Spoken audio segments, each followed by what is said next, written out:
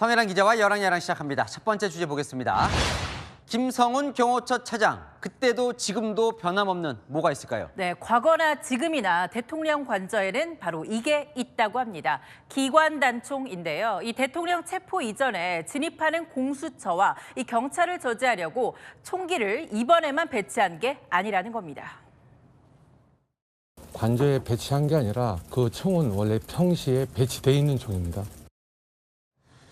자, 저 총인데 K1 기관단총, 관저 경호관들이 당시 들고 있는 모습이 포착됐어요. 네, 맞습니다. 이 공수처의 체포영장 집행을 막기 위해서 총까지 들었냐 이런 논란이 나왔죠. 내전 우려도 커졌었고요. 근데 나중엔 이 민노총 막으려고 배치했다 이런 진술도 있지 않았었나요? 맞습니다. 이광우 경호본부장이 경찰에 이 민노총이 10,000명의 체포조를 만들었다는 이 첩보에 배치했다고 진술한 걸로 전해졌죠. 이 김성훈 차장도 당시에 총기 배치 일부 조정이 있었다는 건 인정했습니다.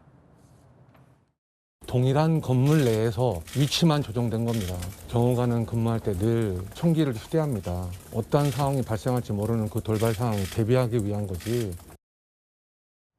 자, 근데 일반 근무설 때도 이 기관단총까지 소지를 하나 보네요. 네, 이럴 땐 역대 정부엔 어땠는지 찾아보는 게 도움이 되죠. 기억나시나요? 이 문재인 전 대통령이 대구 칠성시장을 방문했을 때도 경호원이 기관단총을 든 모습 포착된 적이 있습니다. 당시 과잉 경호 논란이 나오자 청와대는 무기를 지니는 건 당연한 직무 수행이라면서 일축했었죠.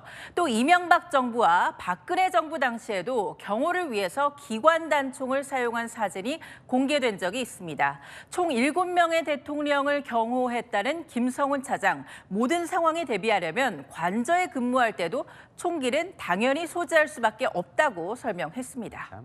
요즘 경호에 대해서 많이 알게 되는 것 같아요. 다음 주제 보겠습니다. 요원 배틀이 벌어졌다고요? 네, 맞습니다. 이 계엄 당일 군 지휘부에 국회의원이 아닌 요원을 끌어내라고 지시했다는 대통령 측의 발언 두고 민주당에서는 때 아닌 패러디 배틀이 벌어졌습니다. 스타트는요, 박주민 의원이 끌었습니다. 얼굴에 선글라스를 합성한 사진 올리면서 은평갑 국회의원이라고 소개했습니다. 최고 요원도 있어요. 네, 한준호 최고위원, 이 민주당의 최고위원이라면서 선글라스 낀 사진 올렸고요. 이 이재정 의원은 국회의원을 이 요원증으로 바꿔서 올렸더라고요.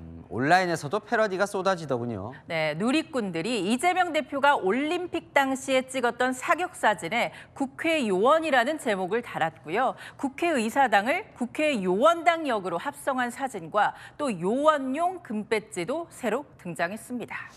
이건 뭘까요? 계몽령이라는 대통령 측 발언도 논란이에요. 네, 계몽령은 이 대통령 지지자들 사이에서 이 비상계엄 선포로 국민들이 깨어났다 이런 의미로 쓰이는 단어인데요. 대통령 측 변호인이 이 어제 국민들은 계엄령을 계몽령으로 이해하고 있다 이런 발언을 하면서 논란이 되고 있습니다. 민주당에선 이러다 계엄을 계임이라고 하는 것 아니냐 이런 말까지 나왔는데요. 여당은 대신에 이재명 대표가 미는 흥묘백묘론을 비꼬았습니다. 쥐가 고양이 흉내를 낸다고 해서 진짜 고양이가 되는 것은 아닙니다. 네, 하나 더 보겠습니다. 네. 국민의힘 설 인사가 왜 어려워요?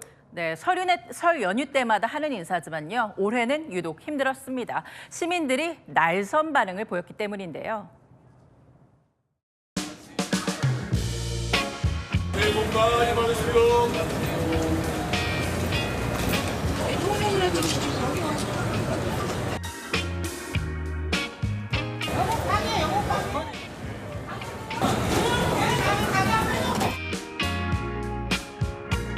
안녕. 잘 다녀와.